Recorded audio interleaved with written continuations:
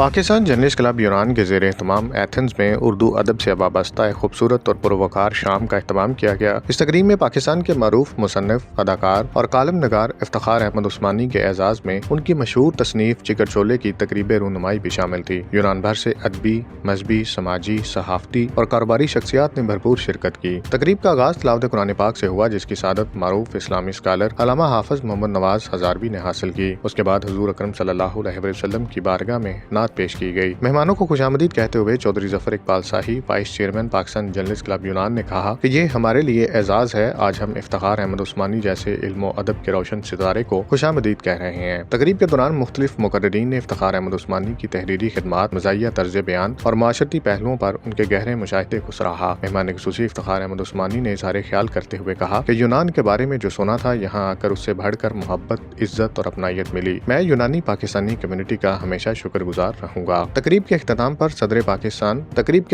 صدر Pakistan journalist club یونان بدر منیر سندھو نے تمام مہمانوں اور شرکاء کا شکریہ ادا کیا اور یقین دہانی کروائی کہ کلب ہمیشہ سے کمیونٹی کی خدمات کے جذبے سے سرشار رہا ہے اور آئندہ بھی رہے گا۔ انصر بصرہ، نمائندہ خصوصی 39 نیوز HD یونان۔